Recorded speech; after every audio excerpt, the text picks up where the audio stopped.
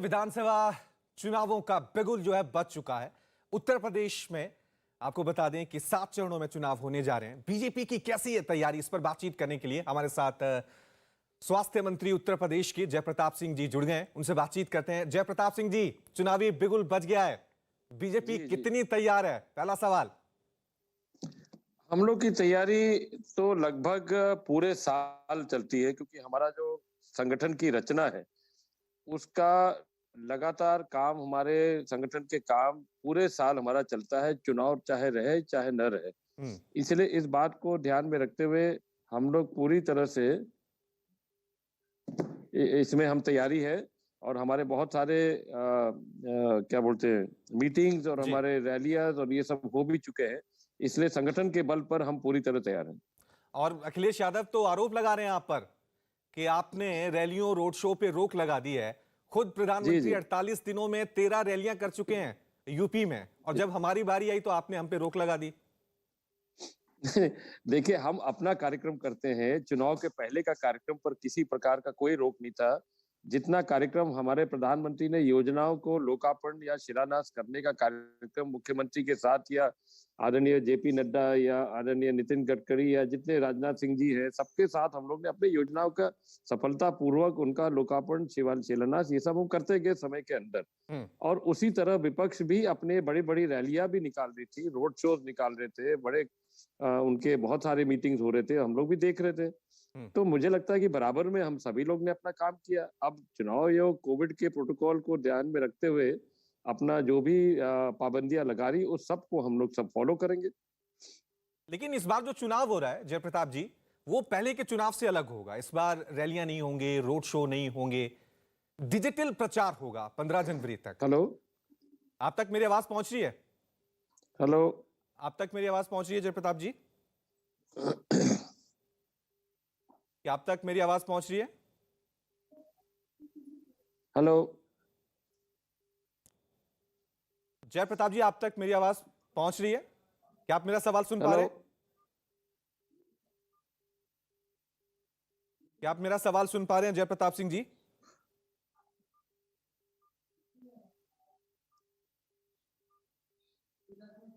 तो यूपी के स्वास्थ्य मंत्री जयप्रताप सिंह जी हमारे साथ जुड़े हुए हैं। हालांकि थोड़ी सी अभी कनेक्टिविटी में दिक्कत हो रही है, हम कोशिश कर रहे हैं उनके साथ दोबारा जुड़े। आप तक मेरी आवाज पहुंच रही है जयप्रताप जी? जी जी, आ गई, बीच में कट गई थी आपकी आवाज। चलिए चलिए, फिर से शुरू करते हैं। सवाल यही है, क्योंकि इस बार जो चुनाव होने जा रहा है। हेलो, हाँ, आवाज आ रही है आपकी? हाँ, सवाल यही है कि इस बार जो चुनाव होने जा रहा है वो पहले के चुनाव की तरह नहीं होगा। इस बार रैलियां नहीं होंगे, रोड शो नहीं होंगे, डिजिटली प्रचार होगा। तो बीजेपी की क्या तैयारी है इस डिजिटल चुनावी प्रचार के लिए? नहीं, डिजिटली देखिए, हम लोग ने, जैसे मैंने आपको पहले बताया कि पूरे 2020 से लगातार हम लोग डिजिटल के माध्यम से अपने कार्यकर्ताओं को संबोधन करना, कार्यक्रम का रूप रचना देना और उसका मॉनिटरिंग करना, और अपने जनप्रतिनिधि के द्वारा लगातार हमारे शीर्ष नेतृत्व के द्वारा हमेशा महीना 2 महीने के अंदर लगातार हम लोग डिजिटल के माध्यम से ही काम कर रहे हैं। और ये क्योंकि इतना अच्छा हो गया है, इसके माध्यम से नीचे तक हम अपने कार्यकर्ता बूथ स्तर तक हमारा संपर्क उनसे बराबर रहता है। और डिजिटल माध्यम, क्योंकि हमारा आईटी सेल इतना मजबूत हो गया है, उसी के माध्यम से हम आगे भी चल रहे हैं। तो आज भी हम उसके लिए पूरी तैयारी यही तो समाजवादी पार्टी के लोग सवाल उठा रहे हैं कि आपकी तैयारी तो पूरी है, आप तो इस प्लेटफॉर्म पे मजबूत हो, हमें तो आपने मौका ही नहीं दिया। हम तो 2 साल के ऊपर से कर रहे हैं। तो आज डिजिटल टेक्नोलॉजी सब जगह आ गया है। ये आसान तरीका है अपने नीचे कार्यकर्ताओं से बात करना, उनसे संपर्क करना, उनके जितने कार्यक्रम का समीक्षा करना, एक-एक जनप्रतिनिधि का समीक्षा करना, आपस में बात करना, ये तो कोई भी कर सकता है। डिजिटल टेक्नोलॉजी आज लेटेस्ट मोड है हम लोग का। और मुझे लगता है समाजवादी पार्टी हो या कोई भी हो, सब लोग अपने-अपने हिसाब से करें, कोई दिक्कत नहीं है, बिल्कुल खुला फील्ड है, आप पूरा इस्तेमाल करें। और मुद्दे क्या होंगे, ये भी अपने आप में बड़ा सवाल है कि इस बार विधानसभा चुनाव को लेकर बीजेपी किस मुद्दों को लेकर, किन मुद्दों को लेकर चुनाव में उतरेगी। क्योंकि अभी अभी अखिलेश यादव का बयान सामने आया जिसमें कह रहे हैं कि 10 मार्च का दिन बीजेपी की विदाई का दिन होगा। अब हर आदमी स्वतंत्र है अपने टिप्पणियां करने के लिए, अपना फैसला सुनाने के लिए। ये लोकतंत्र है और यहाँ तो वैसे भी भारत के लोकतंत्र में तो कोई भी कुछ बोल देता है। हम्म। अब उसका संज्ञान तो या तो कोर्ट लेता है या तो जनता करती है। हम्म। तो वो बिल्कुल स्वागत है उनका, उनको जो ठीक समझ में आता है वो करे। हम विकास के काम पर अपना चुनाव लड़ेंगे, लड़ भी रहे हैं। हमारे मुख्यमंत्री के अंतर्गत, हमारे प्रधानमंत्री के अंतर्गत जितने भी हमारे काम हुए हैं, उन सब कामों का व्याख्यान करना, उनको धरातल पर लाना, उनको 5 साल के अंदर जनता तक, नीचे तक ले जाना।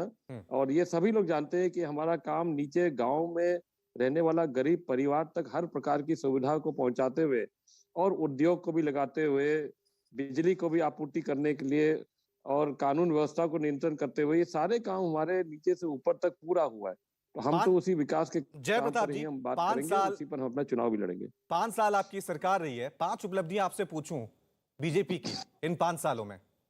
जी, सबसे पहले तो हमारा देखिए, जैसे हम लोग 2017 में आए थे, सबसे पहले हमने किसानों का कर्जा माफ किया था। 46 लाख किसानों का कर्जा हम लोग ने 1 लाख तक माफ किया था। 36,000 करोड़ उसमें पहले गया था। दूसरा, हमने आवास योजना, गैस योजना, शौचालय का योजना, किसान सम्मान योजना, आयुष्मान भारत का योजना और हर एक घर में सौभाग्य योजना के अंतर्गत हम लोग ने फ्री बिजली का कनेक्शन भी दिया। उसके साथ में स्कूलों का, जितने भी हमारे प्राइमरी स्कूल है उनका कायाकल्प कराया। उनके बच्चों को अच्छी शिक्षा देने के लिए उनके यूनिफॉर्म, जूते, मोजे, स्वेटर, यूनिफॉर्म, जितने भी बैग्स हैं, किताब है, उसके साथ शिक्षकों की भर्ती, जो ट्रेन शिक्षक थे, बच्चों के कन्या सुमंगला योजना, जो बेटियों की शादी के लिए हम लोग तैयार करते हैं। कन्या सुमंगला योजना, जो बेटी पैदा होती है उसका 12वीं क्लास तक उसको एक अलग अलग किस्तों पर एक रकम जमा करना उनके खाते में। बेटियों की शादी कराना, सामूहिक शादी कराना। बच्चे जो प्रतिभाशाली बच्चे होते हैं, जो पढ़ के आगे बढ़ते हैं, उनका अभ्युदय योजना के अंतर्गत उनका कोचिंग कराना, उनका फ्री ट्यूशन करवाना और उनको परीक्षाओं के लिए, कंपटीशन के लिए तैयार करना। कानून व्यवस्था को पूरी तरह से नियंत्रण करना। बिजली की आपूर्ति 18 से 24 घंटा श्रेणी वाइज देना, गांव से लेके शहरों में। ये सारे काम और उद्योग के सबसे बड़ा स्थापित एक्सप्रेस वे और उद्योग, इनको स्थापित करना। लेकिन एक्सप्रेस वे को तो अखिलेश यादव बार-बार सवाल उठा रहे हैं। हम लोग ने मॉडर्निज़ेशन करे। एक्सप्रेस वे प्रदेश आप हमेशा कह रहे हैं कि हमने यूपी को बनाया, लेकिन अखिलेश यादव हमेशा सवाल उठा रहे हैं कि ये तो हमारे टाइम योजनाएं बनी थी, हमारे टाइम काम शुरू हो गए थे, आपने तो सिर्फ फीते काटे हैं। अब सर देखिए, अब ऐसा है कि 5 साल हमको समय मिला, जनता ने 5 साल में हमने अपनी बात बहुत संक्षेप में आपको बताया। 5 साल उनको भी मिला था, 5 साल उनके पूर्व बहुजन समाज पार्टी को भी मिला था। तो उनको अगर 5 साल मिला, 5 साल में उन्होंने पूरा काम दिया, तो जनता ने उनको रिपीट क्यों नहीं किया? यदि ये सारे काम अखिलेश यादव जी ने ही किया तो बहुत अच्छी बात है, तो उनको जनता तुरंत रिपीट कर देती। हम तो मान रहे कि ये सारा काम हमने 5 साल के अंदर किया, जिसका शिलान्यास हमने 5 साल के अंदर वो तो दावा कर रहे हैं कि इस बार हमारी 400 सीटें आएंगी। वो तो दावा कर रहे हैं 400 से ज्यादा सीटें आएंगी। बहुत अच्छी बात है, लोकतंत्र में अपना दावा करे। मुंगेरी लाल के सपना भी देखे, कोई हर्जा नहीं है। हम लोग भी कहते हैं इसी बात को। जनता क्या निर्णय देगा, ये हम सबको विश्वास भी करना है और इसका स्वीकार भी करना है। इस बार कितनी सीटें? पूरी तैयार है। बीजेपी को कितनी सीटें इस बार? बीजेपी को कितनी सीटें आएंगी? वो तो 400 का दावा कर रहे हैं। जी, हेलो, आवाज कट गई जी। आवाज पहुंच रही है मेरी आप तक? हेलो, हेलो, जय प्रताप जी, आप तक मेरी आवाज पहुंच रही है? हेलो,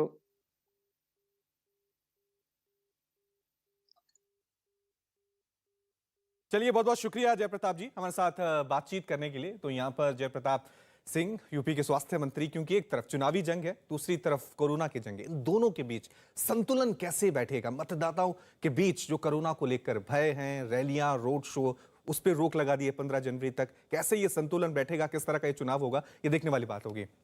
चलिए खबरों में आगे बढ़ते हैं। चुनाव की तारीख का ऐलान हो चुका है। यूपी में 7 चरणों में मतदान होंगे। 10 फरवरी को यूपी में पहले चरण का चुनाव होगा। इस बार का चुनाव पहले के चुनाव से अलग होगा। इस बार रैली और रोड शो पर 15 जनवरी तक चुनाव आयोग ने रोक लगा दी है। ऐसे में इस चुनाव में डिजिटली मीडिया के रोल को काफी अहम माना जा रहा है।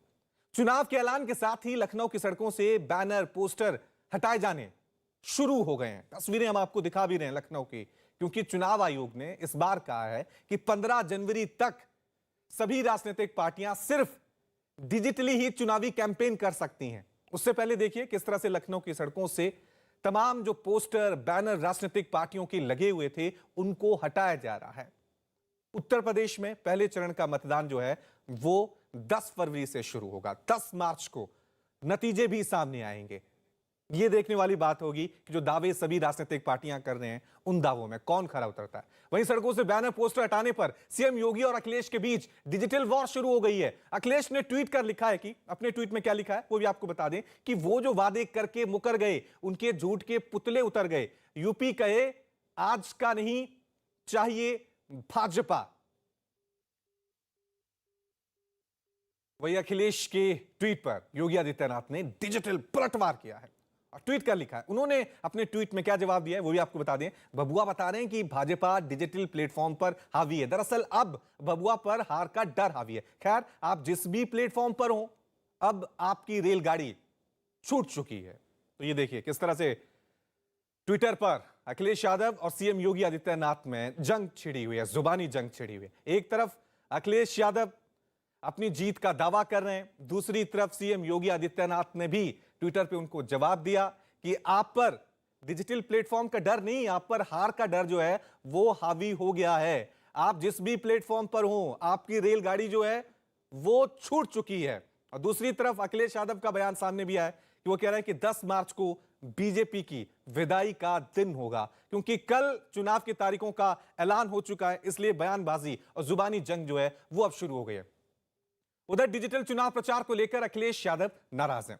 चुनाव आयोग के ऐलान के ठीक बाद अखिलेश ने रैली और रोड शो पर लगी रोक का विरोध किया, जिसका जवाब बीजेपी नेता गजेंद्र शेखावत ने दिया।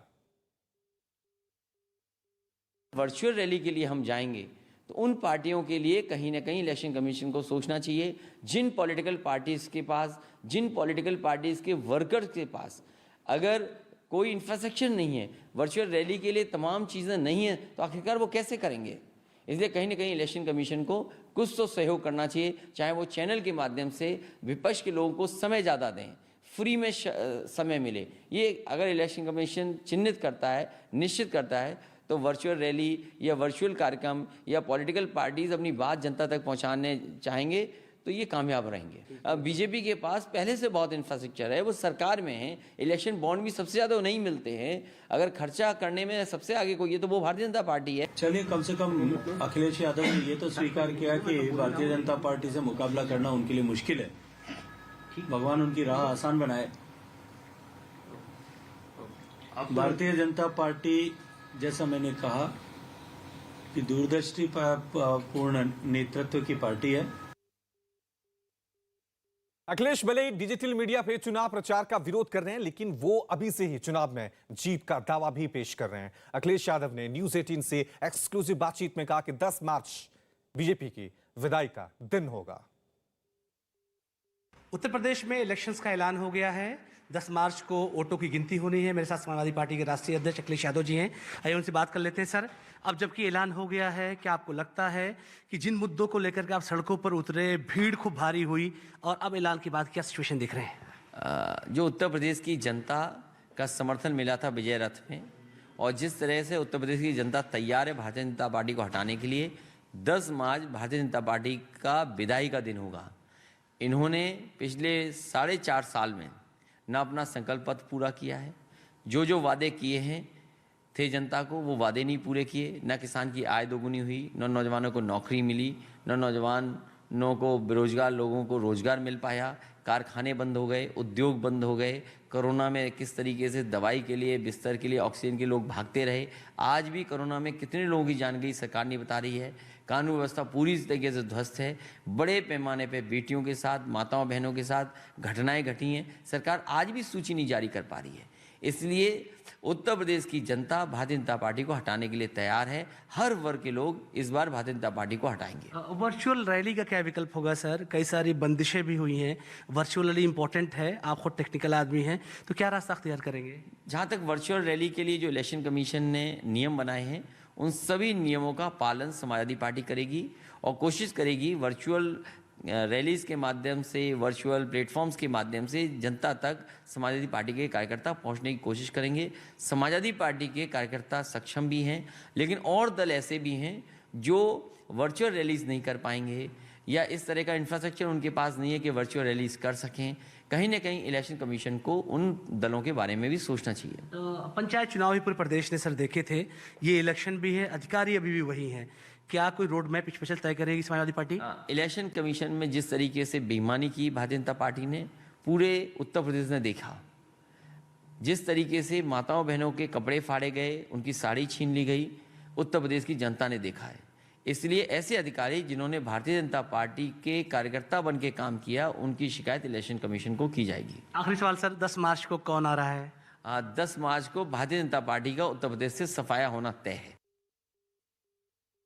वहीं आपको बता दें कि बीते 24 घंटों में 1,59,000 से ज्यादा केस दर्ज किए गए। वहीं 327 लोगों की मौत हुई है। इस वक्त की ये बड़ी खबर, क्योंकि कल जो आंकड़े सामने आए थे उसमें 1,41,000 जो हैं वो मामले सामने आए थे। ये अपडेट कोरोना की लगातार हम आप तक पहुंचा रहे हैं।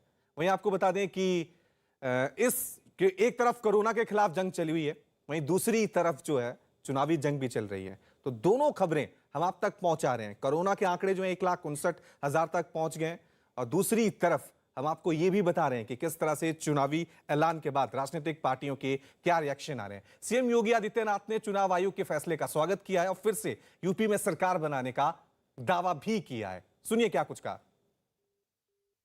नए भारत के नए उत्तर प्रदेश में लोकतंत्र का यह महापर्व का हम हृदय से स्वागत करते हैं।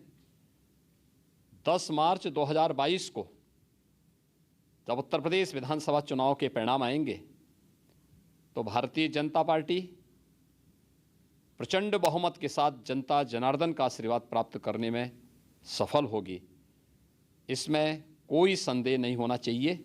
सरकार ने, डबल इंजन की सरकार ने पिछले 5 वर्ष के दौरान प्रदेश की जनता के हितों के लिए, उनके जीवन में परिवर्तन लाने के लिए, गांव, गरीब, किसान, नौजवान, महिलाएं और समाज के प्रत्येक तबके के लिए, उत्तर प्रदेश के समग्र विकास के लिए, उत्तर प्रदेश की बेहतरीन कानून व्यवस्था के लिए जो कुछ भी किया है, इन सभी उपलब्धियों के आधार पर जनता जनार्दन का आशीर्वाद एक बार फिर से भारतीय जनता पार्टी को प्राप्त होगा और प्रचंड बहुमत के साथ भारतीय जनता पार्टी की सरकार उत्तर प्रदेश के अंदर पुनः बनेगी, ये मुझे पूरा विश्वास है। वहीं यूपी के डिप्टी सीएम केपी मौर्य ने कहा कि 10 मार्च को 11 बजे तक पिक्चर पूरे तरीके से साफ हो जाएगी। अखिलेश यादव के 12 बज जाएंगे और बीजेपी 300 प्लस सीटों के साथ प्रचंड बहुमत में आएगी। 7 चरणों में उत्तर प्रदेश विधानसभा चुनाव होने वाले हैं। हमारे साथ इस वक्त मौजूद हैं केशव प्रसाद मौर्य, उप मुख्यमंत्री उत्तर प्रदेश। सर, 7 चरणों में विधानसभा चुनाव होने वाले हैं, किस तरीके से बीजेपी तैयार है? भारतीय जनता पार्टी के कार्यकर्ता के नाते मैं स्वागत करता हूं, चूंकि चुनाव लोकतंत्र का सबसे बड़ा पर्व होता है और 7 चरणों में उत्तर प्रदेश, चूंकि जो 5 राज्य हैं उसमें सबसे बड़ा प्रदेश है और 10 फरवरी से लेकर के 7 मार्च के बीच में मतदान की प्रक्रिया पूरी होगी और 10 मार्च को मतगणना होगी। और 10 मार्च को मैं कहता हूं कि 10 मार्च को 11 बजे सपा के 12 बज जाएंगे।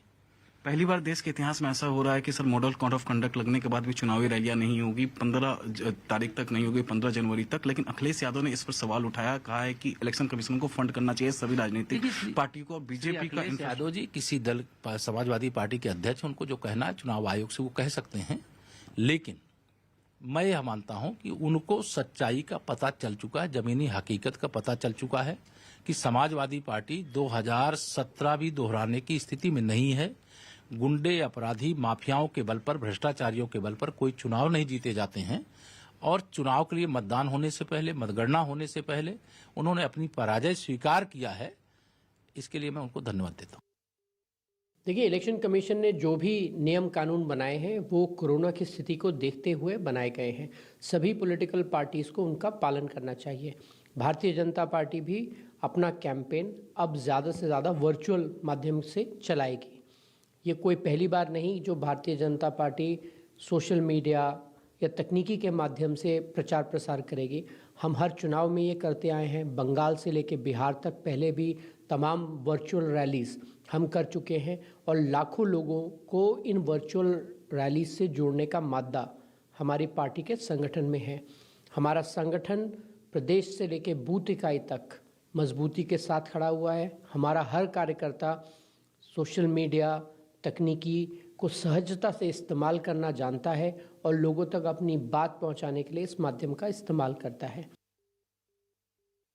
वहीं चुनाव आयोग के तारीख के ऐलान के बाद कांग्रेस ने इसका स्वागत किया है। कांग्रेस नेता प्रमोद तिवारी ने बीजेपी पर चुनाव टालने का आरोप लगाया।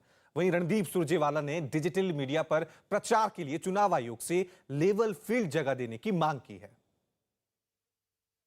स्वागत करता हूं मैं इन तिथियों का। भाजपा की दो कोशिशें थी, चुनाव टले, वो नहीं टला। दूसरी कोशिश थी चुनाव पूरब से शुरू हो उत्तर प्रदेश में, चुनाव आयोग ने नहीं माना।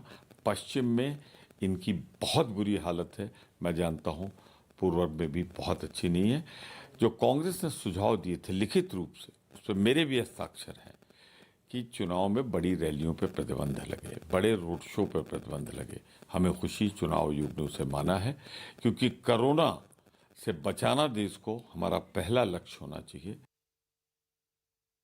हम चुनाव आयोग से भी अपील करते हैं कि लेवल प्लेइंग फील्ड इंश्योर की जाए और ये सुनिश्चित करें कि वो सारे मापदंड जिनकी घोषणा आज की है वो वाकई में जमीनी स्तर पर लागू हो और सत्ता के लोभ में समाज का बंटवारा करने वाली ताकतें जो हैं भारतीय जनता पार्टी के नेतृत्व वाली, उन ताकतों पर अंकुश लगाया जाए। हमें उम्मीद है कि चुनाव आयोग नुक्कड़ सभाओं की अनुमति देगा कोविड प्रोटोकॉल के साथ। ये अगर दोनों परमिटेड हैं तो वो लाखों लोगों की भीड़ जो कई बार मोदी जी सरकारी खर्चे पे इकट्ठी करते हैं और उसके माध्यम से, आप याद करिए पश्चिम पिछली बार अगर सेकेंड वेव आई और उससे पहले फर्स्ट वेव आई तो नमस्ते ट्रम्प और मोदी जी की रैलीज का उसमें बड़ा भयंकर नेगेटिव योगदान था। तो चुनाव की तारीखों का ऐलान हो चुका है। सभी राजनीतिक पार्टियों ने कमर कस ली है। इस वक्त हमारे साथ यूपी के कानून मंत्री ब्रजेश पाठक जो हैं जुड़ गए हैं, उनके साथ बातचीत करते हैं। ब्रजेश जी, चुनाव की तारीखों का ऐलान हो चुका है। बीजेपी इस बार कितनी सीटें? पिछली बार हम 325 सीटें जीते थे, इस बार उससे अधिक सीटें जीत करके प्रचंड बहुमत के साथ सरकार बनाएंगे।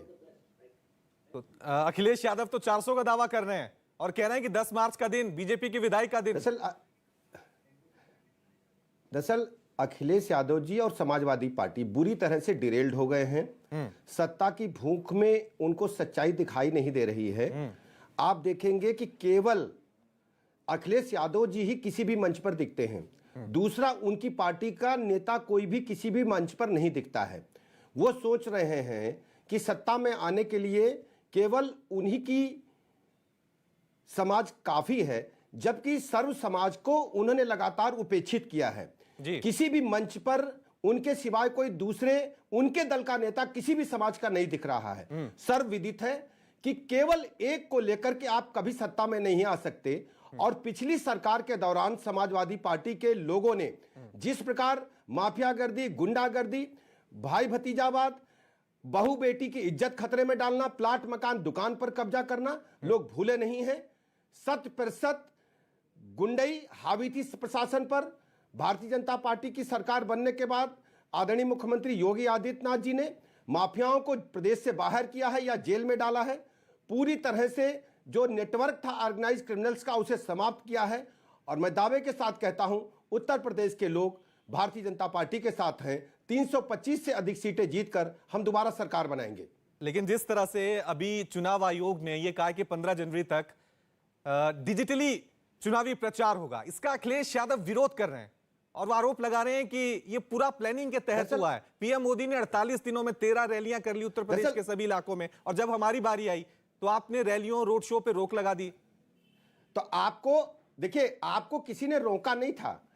पिछले 5 वर्ष लगातार जब हम सरकार में रहे तो हमने लगातार लोगों से संपर्क बनाए रखा, चाहे हमारे आदरणीय प्रधानमंत्री जी हो, चाहे हम आदरणीय मुख्यमंत्री जी हों, हमारा पूरा राष्ट्रीय नेतृत्व, हमारा प्रदेश संगठन और सभी हमारे मिनिस्टर्स लगातार प्रदेश की जनता के हित के लिए काम करते रहे, उनके संपर्क में रहे। ये लोग बरसाती मेढक की तरह जब चुनाव आता है तभी घरों से निकल करके जनता को आकृष्ट करने का प्रयास करते हैं। इस बार ये बुरी तरह से फेल साबित होंगे। इनका जो सोचना है, जो इनका सपना है, कभी पूरा नहीं होगा। उत्तर प्रदेश के लोग अभी इनकी गतिविधियों को, इनके कार्यकाल के कार्यों को, कुकृत्यों को भूले नहीं हैं। किस प्रकार गुंडई हावी थी, माफिया लोग हावी थे, सरकारी ठेकों में लूट होती थी और बुरी तरह से उत्तर प्रदेश की कानून व्यवस्था ध्वस्त हो चुकी थी। अपहरण हो रहे थे, रंगदारी मांगी जा रही थी, व्यापारी अपने घरों में अपने दिन भर की जो बिक्री है उसको लेकर जा नहीं पा रहे थे, किसानों की जमीनों पर कब्जे हो रहे थे। लोग भूले नहीं हैं और बहू बेटियों की इज्जत आबरू खतरे में थी। अच्छा, ये बताइए कि बीजेपी का इन चुनावों में सरकार बनेगी। ये बताइए ब्रजेश जी कि बीजेपी का इन चुनावों में नंबर 1 मुद्दा क्या होगा? राम मंदिर, काशी विश्वनाथ या विकास? देखिए, नंबर 1 पहला प्राथमिकता किसको देंगे? भारतीय जनता पार्टी विकास, भारतीय जनता पार्टी प्रदेश के चतुर्मुखी विकास के लिए कृत संकल्प है। प्रदेश की जीडीपी इतनी तेजी से के साथ बढ़ी है कि हिंदुस्तान की जीडीपी बढ़ रही है और बगैर प्रदेश के चतुर्मुखी विकास के हिंदुस्तान का विकास की परिकल्पना करना ही संभव नहीं है। और प्रदेश में जिस प्रकार किसानों को, नौजवानों को, व्यापारियों को हम लोगों ने मदद की, उनको मुख्य धारा में लाए हैं, मैं दावे के साथ कह सकता हूं हिंदुस्तान का कि दुनिया का सबसे बड़ा इलेक्ट्रॉनिक उद्योग आज नोएडा में, उत्तर प्रदेश में है। सैमसंग पूरी दुनिया में नोएडा से उत्पादित मोबाइल स्क्रीन का सप्लाई आज कर रहा है।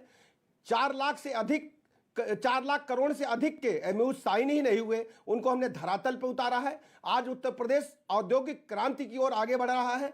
उत्तर प्रदेश में सभी को रोजगार मिला है और सबसे बड़ी चुनौती जो उत्तर प्रदेश के सामने थी लॉ एंड ऑर्डर की, उसको हमने समाप्त किया है और कानून व्यवस्था एकदम पटरी पर है। उत्तर प्रदेश के लोग बिल्कुल भी नहीं चाहते कि दोबारा अखिलेश और उनकी टीम, जिन लोगों ने किसी को नहीं बख्शा, आपको पता है 2012 में जब अखिलेश यादव जी ने सत्ता संभाली थी तो झांसी में आज तक के पत्रकारों को बंद करके पीटा गया था। जब जब इस सड़क पर निकलते हैं तब तक इनके कुकृत्य जनता कराह उठती है देख करके। मुरादाबाद में पत्रकारों के साथ जो घटना हुई कोई भूला नहीं है। हम आप अच्छी तरह जानते हैं कि समाजवादी पार्टी के डीएनए में गुंडई है, माफियावाद है, सरकारी ठेकों में लूट है, प्लाट मकान दुकान पर कब्जा करना है, भाई भतीजावाद करना है, लेकिन भ्रष्टाचार की चरम सीमा को लागना है। लेकिन जिले में मैं इस बात स्पष्ट कर दूं, जिले में मिनी सीएम खड़े हो गए थे, दलाली खुलेआम हो रही थी। ऐसा कोई जिला नहीं था जहां मिनी सीएम ना उपलब्ध हो और दावे के साथ वो कहता हो कि काम बताइए, मैं सरकार से काम करा दूंगा। मैं कहता हूं कि भारतीय जनता पार्टी ने भ्रष्टाचार मुक्त, भय मुक्त शासन प्रदेश को देने का काम किया है। लेकिन विपक्षी पार्टियां आप पे आरोप लगा रही हैं कि आप ध्रुवीकरण की राजनीति कर रहे हैं, एक पक्ष में आप भय का माहौल बना रहे हैं। आप ये लगातार आप पे आरोप लगाया उन्होंने। देखिए, मैं बताऊं, भारतीय जनता पार्टी हमेशा भारतीय संस्कृति को आगे लेकर के चलती है। हमारी जो सांस्कृतिक विरासत है उसको हम आगे लेकर के चलते हैं। हम सबको पता है जब तुर्कों ने हमारे ऊपर आक्रमण किया तो भारत के जो प्रतिष्ठित मंदिर थे उनको तोड़ करके मस्जिदें बनाई गई। जब आदरणीय प्रधानमंत्री नरेंद्र मोदी जी ने माता अन्नपूर्णा की मूर्ति जैसी सैकड़ों मूर्तियों को विदेशों से लाकर के जब भारत में स्थापित करने का काम किया, जब बाबा काशी विश्वनाथ के कॉरिडोर का लोकार्पण हुआ तो हिंदुस्तान के लोगों में खुशी के आंसू थे। कोई तो ऐसा प्रधानमंत्री बना जिसने भारत की अस्मिता को, भारत की सांस्कृतिक विरासत को, भारत की संस्कृति को रक्षित ही नहीं किया, उसे आगे बढ़ाने का काम किया। लेकिन सवाल तो ये भी है ना कि ये जो मुद्दे होते हैं, मंदिर, काशी विश्वनाथ, ये तो आस्था के विषय हैं। सरकारों का काम अस्पताल, स्कूल, बेरोजगारी। देखिए आप, मैं आपको स्पष्ट कर दूं, हिंदुस्तान जो है ये आस्था का देश है। यहां आस्था के नाम पर लोग अपना सर्वस्व न्यौछावर करने के लिए तैयार रहते हैं और हमने अपनी आस्था की बदौलत ही भारत की संस्कृति को मुगलों के आक्रमण करने के बावजूद, अंग्रेजों की कब्जा करने की नीति के बावजूद भारत ने आस्था के बदौलत ही भारत की संस्कृति की रक्षा की। आज भी हमने वसुधैव कुटुंबकम के नारे को भूला नहीं है। जबकि हमको, हमारे मंसूबों को, हमारे बहू बेटियों को, हमारे बच्चों को, हमारे बुजुर्गों को बाहर भेजा गया, निर्वासित किया गया, लेकिन हमने अपनी संस्कृति की रक्षा की है। हम उत्तर प्रदेश से आते हैं और उत्तर प्रदेश राज्य ने हमेशा इसमें अहम भूमिका निभाई है। मैं आभार प्रकट करना चाहूंगा अब देश के सर्वाधिक लोकप्रिय प्रधानमंत्री आदरणीय नरेंद्र मोदी जी को, जिन्होंने भारत की संस्कृति की रक्षा के लिए सब कुछ कार्य किया है। चाहे अयोध्या में प्रभु रामलला का भव्य मंदिर बन रहा है, बाबा काशी विश्वनाथ का भव्य कॉरिडोर का निर्माण हो रहा है, काशी को दुल्हन की तरह सजाया संवारा गया है, और प्रदेश के लोग, देश के लोग चाहते हैं भगवान कृष्ण का मंदिर भी उसी प्रकार भव्य रूप में बने, तो इसमें किसी को कोई आपत्ति नहीं होनी चाहिए। ठीक है। अच्छा, ये बताइए कि मुख्य विपक्षी दल किसे मान रहे हैं? समाजवादी पार्टी, बीएसपी, या प्रियंका गांधी भी कह रही हैं लड़की लड़ सकती हूं? अगर 2017 से आप इसको देखेंगे, 2017 में जिस प्रकार भारतीय जनता पार्टी को जनता ने आशीर्वाद दिया, हम 325 से अधिक सीटें लेकर गठबंधन के साथ सबसे बड़े राजनीतिक दल के रूप में, मुझे लगता है कि आजादी के बाद पहली बार इतना बड़ा बहुमत प्रदेश की जनता ने मुझे दिया। तो उत्तर प्रदेश में भारतीय जनता पार्टी के खिलाफ कोई भी दल मैदान में नहीं है जिसको हम बराबरी पर कह सकते हैं, हाशिए पर हैं। धीरे धीरे जो लोग अभी सांसें ले रहे हैं, आने वाले चुनाव में 2022 के बाद ये दल भी समाप्त हो जाएंगे। पूरी तरह से भारतीय जनता पार्टी को प्रदेश की जनता का आशीर्वाद प्राप्त है। क्योंकि आप कानून मंत्री हैं ब्रिजेश जी, प्रियंका गांधी ने कानून व्यवस्था को लेकर ही आपके सरकार पे सवाल उठाए हैं। कभी भी घटना होती थी हाथरस में, यूपी में, कहीं भी, तो प्रियंका गांधी वहां पर पहुंच जाती। वो तो कानून व्यवस्था को बड़ा मुद्दा बना रही हैं। दरअसल प्रियंका गांधी और कांग्रेस पार्टी उत्तर प्रदेश के राज्य को एक पर्यटन के रूप में देखती है, पॉलिटिकल टूरिज्म वो समझते हैं, जबकि उनको चिंता करनी चाहिए जहां छत्तीसगढ़ जैसे राज्य में, जहां पर राजस्थान जैसे राज्य में, जहां पर दलितों पर अत्याचार हो रहा है, बहु बेटियों की इज्जत आबरू खतरे में है, वहां उनको जाने की फुर्सत नहीं है। उत्तर प्रदेश में चूंकि उनको लगता है कि यहां पर लोग उन्हें टीवी पर देखना पसंद करेंगे, लोग सोशल मीडिया पर देखना पसंद करेंगे, बिल्कुल उनका सपना पूरा नहीं होगा। यहां उनको दहाई के आगे कुछ भी मिलने वाला नहीं है। मैं दावे के साथ कहता हूं केवल इकाई के अंक में उनकी पार्टी रहने वाली है। हो सकता है उनका खाता भी ना खुले। नहीं, लेकिन जिस तरह से हम देख रहे हैं कि बीजेपी का मुद्दा तो साफ है, विकास को लेकर है, राम मंदिर है, काशी विश्वनाथ है। प्रियंका गांधी कह रही हैं 40% टिकट महिलाओं को मिलेगा, तो उन्होंने अपने वोट बैंक को सीधा तौर से संकेत दे दिया कि मेरा वोट बैंक ये है। दरअसल उनका, जब Bharatiya Janata party vote bank की राजनीति नहीं करती, हम सर्व समाज को साथ लेकर के, समाज के सभी लोगों को साथ लेकर के आगे बढ़ते हैं। प्रियंका जी ने जो भी कहा है केवल लोगों को गुमराह करने की नियत से कहा है। अगर उनको इतनी ही चिंता है तो कृपया वो अपने शासित राज्यों में इन बातों को लागू करके दिखाएं, तब लोग भरोसा कर पाएंगे। यहां पर ख्याली पुलाव पकाने से कुछ होने वाला नहीं है। चलिए, बहुत बहुत शुक्रिया ब्रजेश जी हमारे साथ बातचीत करने के लिए, और आगामी विधानसभा चुनाव के लिए आपको ढेर सारी शुभकामनाएं। बहुत बहुत धन्यवाद आपको, आभार आपका। चलिए खबरों में आगे बढ़ते हैं। डिजिटल चुनाव प्रचार पर किए गए अखिलेश के ट्वीट पर योगी आदित्यनाथ ने डिजिटल पलटवार किया है और ट्वीट किया है। ट्वीट में क्या लिखा है वो आपको बता दें। योगी आदित्यनाथ लिखते हैं कि बबुआ बता रहे हैं कि भाजपा डिजिटल प्लेटफॉर्म्स पर हावी है। दरअसल अब बबुआ पर हार का डर हावी है। खैर, आप जिस भी प्लेटफॉर्म पर हो, अब आपकी रेलगाड़ी छूट चुकी है। ये देखिए किस तरह से जुबानी जंग जो है ट्विटर पर अखिलेश यादव और सीएम योगी आदित्यनाथ के बीच यहां पर शुरू हो गई है। हालांकि अखिलेश यादव का बयान भी सामने आया था जिसमें वो कह रहे थे कि 10 मार्च का दिन जो होगा बीजेपी की विदाई का आखिरी दिन होगा। चुनाव की तारीख के ऐलान के बाद मायावती पहली बार मीडिया के सामने आई। उन्होंने चुनाव आयोग से यूपी, उत्तराखंड और पंजाब में चुनाव आचार संहिता सख्ती से लागू करने की अपील की है। मुख्य चुनाव आयोग से ये कहना चाहूंगी कि यूपी, उत्तराखंड व पंजाब आदि इन राज्यों की जनता में स्वतंत्र, निष्पक्ष व शांतिपूर्ण ढंग से चुनाव कराने के प्रति विश्वास को कायम करने के लिए यह बहुत ज़रूरी है कि चुनाव आयोग यहाँ अपनी आदर्श चुनाव आचार संहिता को पूरी सख्ती से लागू कराने के लिए ठोस कार्रवाई अवश्य करे। वहीं 5 राज्यों के चुनाव की तारीखों के ऐलान के बाद पंजाब के सीएम चरणजीत सिंह चन्नी ने न्यूज 18 से खास बातचीत की। पीएम की सुरक्षा में चूक के सवाल पर चन्नी ने कहा कि वो पीएम के अच्छे स्वास्थ्य की कामना करते हैं, लेकिन अगर कोई पंजाब और पंजाब के लोगों को बदनाम करने की कोशिश करेगा तो वो उसका हमेशा विरोध करेंगे। ਇੱਦਾਂ ਹੈ ਕਿ ਅਸੀਂ ਸਵਾਗਤ ਕਰਦੇ ਹਾਂ ਕਿ ਇਲੈਕਸ਼ਨ ਕਮਿਸ਼ਨ ਨੇ ਇਲੈਕਸ਼ਨ ਡਿਕਲੇਅਰ ਕੀਤੇ ਹੈ। ਜਿੰਨਾ ਮੈਨੂੰ ਟਾਈਮ ਮਿਲਿਆ ਉਹਦੇ ਲਈ ਮੈਂ ਪੰਜਾਬ ਦੇ ਲੋਕਾਂ ਦਾ, ਆਪਣੀ ਪਾਰਟੀ ਦਾ, ਰਾਹੁਲ ਗਾਂਧੀ ਜੀ ਦਾ ਬਹੁਤ-ਬਹੁਤ ਧੰਨਵਾਦ ਕਰਦਾ। ਔਰ ਮੈਨੂੰ ਇਸ ਗੱਲ ਦੀ ਖੁਸ਼ੀ ਹੈ ਕਿ ਇਹਨਾਂ 111 ਦਿਨਾਂ ਦੇ ਵਿੱਚ ਮੈਂ 1100 ਦਿਨਾਂ ਤੱਕ ਦਾ ਕੰਮ ਕਰਨ ਦੇ ਵਿੱਚ ਕਾਮਯਾਬ ਹੋਇਆ ਤੇ ਲੋਕਾਂ ਨੇ ਮੈਨੂੰ ਬੜਾ ਪਿਆਰ ਦਿੱਤਾ ਹੈ। ਮੇਰੀ ਅਫਸਰਸ਼ਾਹੀ ਨੇ ਬਹੁਤ ਹੀ ਸਹਿਯੋਗ ਦਿੱਤਾ ਹੈ। ਰਾਤ ਵੀ ਅਸੀਂ 3 ਵਜੇ ਤੱਕ ਮੇਰੇ ਅਫਸਰ ਵੀ ਜਾਗਦੇ ਰਹੇ ਤੇ ਮੈਂ ਵੀ ਜਾਗਦਾ ਰਿਹਾ ਤੇ ਅਸੀਂ ਆਪਣੇ ਵੱਲੋਂ ਪੂਰਾ ਨੇਕ ਨੀਤੀ, ਤਨਦੇਹੀ ਔਰ ਇਮਾਨਦਾਰੀ ਨਾਲ ਕੰਮ ਕੀਤਾ ਤੇ ਥੱਲਿਓਂ ਔਨ ਗਰਾਊਂਡ ਇਹ ਮਹਿਸੂਸ ਹੋ ਰਿਹਾ ਕਿ ਪੰਜਾਬ ਦੇ ਲੋਕਾਂ ਨੂੰ ਬਹੁਤ ਵੱਡੀਆਂ ਰਾਹਤਾਂ ਮਿਲੀਆਂ। ਔਰ ਜਦ ਲੋੜ ਪਈ ਹੈ, ਜਦ ਪੰਜਾਬ ਨੂੰ ਬਦਨਾਮ ਕਰਨ ਦੀ ਕੋਸ਼ਿਸ਼ ਕੀਤੀ ਗਈ, ਮੈਨੂੰ ਇਸ ਗੱਲ ਦੀ ਖੁਸ਼ੀ ਹੈ ਕਿ ਮੈਂ ਪੰਜਾਬ ਦੇ ਨਾਲ ਖੜਾ ਹੋਣ ਦੇ ਵਿੱਚ ਸਫਲ ਹੋਇਆ ਔਰ ਪੰਜਾਬੀਅਤ ਦੀ, ਪੰਜਾਬ ਦੀ ਗੱਲ ਕੀਤੀ ਹੈ, ਪੰਜਾਬ ਦੇ ਲੋਕਾਂ ਦੀ ਗੱਲ ਕੀਤੀ ਹੈ। ਜੇ ਕਿਸੇ ਨੇ ਕੋਸ਼ਿਸ਼ ਕੀਤੀ ਕਿ ਮੈਂ ਪੰਜਾਬ ਦੇ ਲੋਕਾਂ ਦੇ ਡੰਡੇ ਚਲਾਵਾਂ, ਗੋਲੀਆਂ ਚਲਾਵਾਂ, ਤਾਂ ਮੈਂ ਠੋਕ ਕੇ ਜਵਾਬ ਦਿੱਤਾ ਹੈ ਕਿ ਮੈਂ ਪੰਜਾਬ ਦੇ ਲੋਕਾਂ ਦੇ ਨਾਲ ਹਾਂ। ਪੰਜਾਬ ਦੇ ਲੋਕ ਪਿਆਰ ਦੇਣ ਵਾਲੇ ਹੈ, ਪੰਜਾਬ ਦੇ ਲੋਕ देश से कुर्बानियां करने वाले हैं। इस ਨੂੰ ਜਿਹੜਾ ਬਦਨਾਮ ਕਰੇਗਾ ਉਹ ਖੁਦ ਬਦਨਾਮ ਹੋ ਜਾਏਗਾ। 111 ਦਿਨ ਤਾਂ ਤੁਸੀਂ ਮੁੱਖ ਮੰਤਰੀ ਰਹੇ, ਅਗਲੇ 5 ਸਾਲਾਂ ਲਈ ਤਿਆਰ ਹੋ ਕਿ ਇੱਕ ਵਾਰ ਫਿਰ ਪੰਜਾਬ ਦੇ ਲੋਕ ਜਿਹੜਾ ਤੁਹਾਨੂੰ ਮੁੱਖ ਮੰਤਰੀ ਬਣਾਉਣ? ਇਹ ਪੰਜਾਬ ਦੇ ਲੋਕਾਂ ਤੇ ਡਿਪੈਂਡ ਕਰਦਾ ਹੈ, ਮੇਰੇ ਤੇ ਨਹੀਂ। ਇਹ ਪਾਰਟੀ ਤੇ ਡਿਪੈਂਡ ਕਰਦਾ ਹੈ, ਮੇਰੇ ਤੇ ਨਹੀਂ। ਜਿਵੇਂ ਪੰਜਾਬ ਦੇ ਲੋਕ ਦੇ ਵਿੱਚ ਚਰਚਾ ਹੋਏਗੀ ਉਸ ਨੂੰ ਦੇਖ ਕੇ ਪਾਰਟੀ ਅੱਗੇ ਡਿਸੀਜਨ ਲਏਗੀ। ਇੱਕ ਮਸਲਾ ਸਭ ਤੋਂ ਵੱਡਾ ਉੱਠ ਰਿਹਾ ਪ੍ਰਧਾਨ ਮੰਤਰੀ ਦਾ। ਪ੍ਰਧਾਨ ਮੰਤਰੀ ਨੇ ਖਜ਼ਾਨਾ ਮੰਤਰੀ ਨੂੰ ਕਿਹਾ ਕਿ ਮੈਂ ਜ਼ਿੰਦਾ ਵਾਪਸ ਜਾ ਰਿਹਾ। ਮੁੱਖ ਮੰਤਰੀ ਦਾ ਧੰਨਵਾਦ ਕਰ ਦਿਓ। ਪ੍ਰਧਾਨ ਮੰਤਰੀ ਨਾਲ ਉਸ ਤੋਂ ਬਾਅਦ ਗੱਲਬਾਤ ਹੋਈ ਕਿ ਕਿਸ ਗੱਲ ਦਾ ਖਤਰਾ ਸੀ ਜਾਂ ਕੀ ਵਾਕਿਆ ਸੀ? ਅੱਜ ਐਸਐਸਪੀ ਦਾ ਵੀ ਤਬਾਦਲਾ ਹੋ ਗਿਆ। ਇੱਦਾਂ ਕਿ ਐਸਐਸਪੀ ਦਾ ਤਬਾਦਲਾ ਉਸ ਸੰਬੰਧ ਦੇ ਵਿੱਚ ਨਹੀਂ ਹੋਇਆ।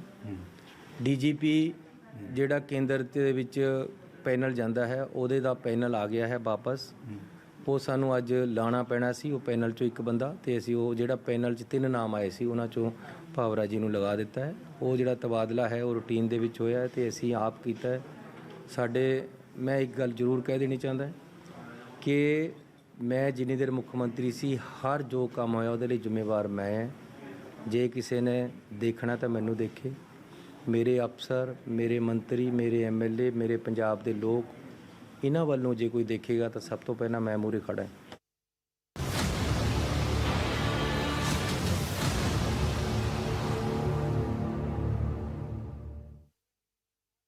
देश में कोरोना की रफ्तार तेजी से बढ़ रही है। बीते 24 घंटे में कोरोना के 1,59,000 से ज्यादा केस सामने आए हैं।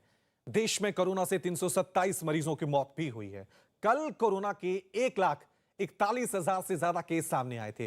देश में कोरोना पॉजिटिविटी रेट 10% से ज्यादा है। पिछले 24 घंटे में 40,000 से ज्यादा कोरोना मरीज हालांकि ठीक भी हुए, जबकि अब तक 151 करोड़ 58 लाख कोरोना वैक्सीन लोगों को लग भी चुकी है।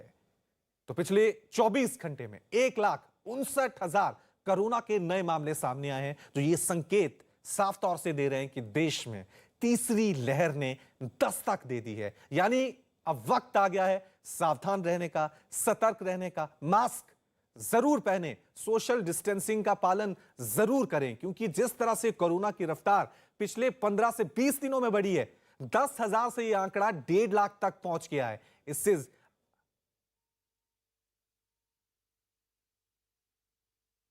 वहीं इस वक्त की बड़ी खबर भी आपको बता दें। इस वक्त की बड़ी खबर यह है कि कोरोना के हालात पर देश के प्रधानमंत्री मोदी बड़ी बैठक करेंगे। आज शाम 4:30 बजे यह बैठक होगी, क्योंकि जिस तरह से कोरोना के मामले लगातार बढ़ते जा रहे हैं, उसको लेकर अब पीएम मोदी एक्शन मोड में नजर आ रहे हैं। आज शाम 4:30 बजे हाई लेवल मीटिंग होगी। कोरोना के हालात पर तमाम बड़े अधिकारियों के साथ पीएम मोदी चर्चा करेंगे, क्योंकि आपको बता दें कि बीते 24 घंटे में देश में 1,59,000 से ज्यादा मामले सामने आ गए हैं। कल ये आंकड़ा 1,41,000 था। हालांकि ठीक एक महीने पहले यह आंकड़ा महज 10,000 था। यानी पिछले 15 से 20 दिनों में 10,000 से यह आंकड़ा 1,59,000 तक पहुंच गया है। यही वजह है कि अब सरकार एक्शन मोड में आ गई है। खुद प्रधानमंत्री मोदी आज शाम 4:30 बजे बड़ी बैठक करेंगे, तमाम अधिकारियों के साथ बातचीत करेंगे, क्योंकि एक तरफ कोरोना के खिलाफ जंग है, दूसरी तरफ चुनावी जंग भी अब शुरू हो गई है, क्योंकि कल चुनाव आयोग की तरफ से 5 राज्यों में होने वाले विधानसभा चुनाव की तारीखों का ऐलान कर दिया गया है। कोरोना के खिलाफ जंग, चुनावी जंग, इन दोनों के बीच संतुलन कैसे बैठेगा, इसको लेकर भी हो सकता है इस बैठक में चर्चा हो। हालांकि चुनाव आयोग की तरफ से तमाम गाइडलाइंस जो हैं वो जारी कर दी गई हैं। इस खबर पे और ज्यादा जानकारी के लिए सीधा रुख करते हैं मेरे सहयोगी जनक का। जनक, क्या कुछ जानकारी मिल पा रही है इस बैठक के बारे में?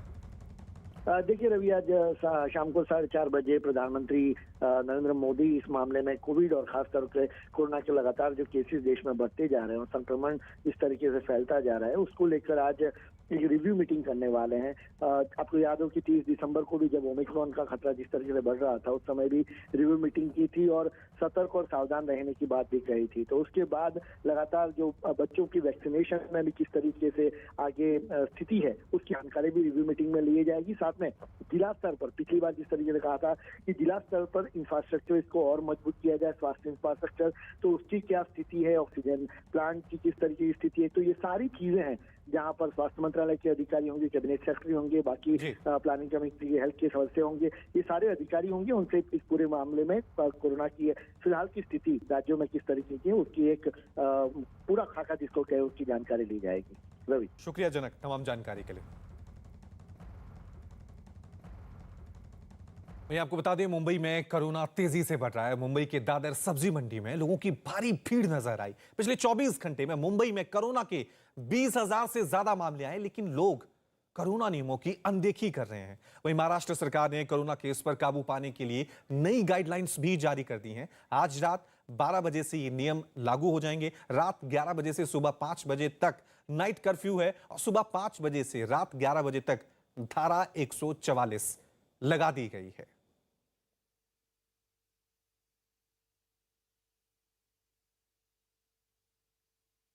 तो आपको बता दें कि किस तरह से देश भर में कोरोना के मामले जैसे जैसे आगे बढ़ रहे हैं, उसको लेकर अब महाराष्ट्र सरकार ने भी नई गाइडलाइंस जो हैं वो जारी कर दी हैं।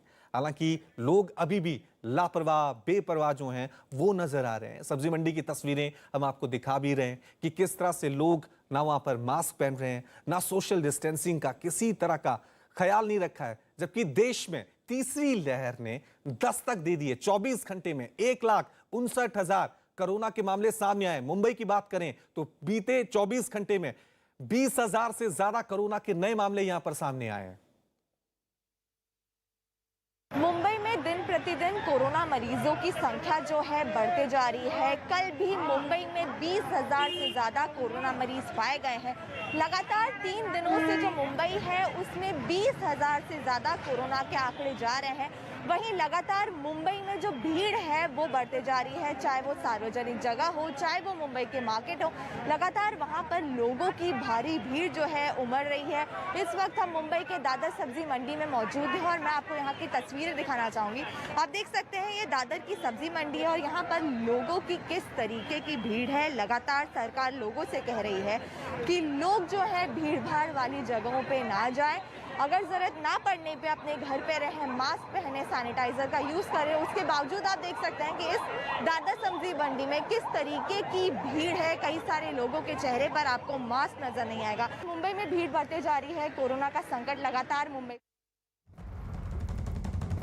और इस वक्त की बड़ी खबर आपको बता दें, दिल्ली के मुख्यमंत्री अरविंद केजरीवाल कोरोना से ठीक हो गए हैं। दोपहर 12:30 बजे प्रेस कॉन्फ्रेंस होगी।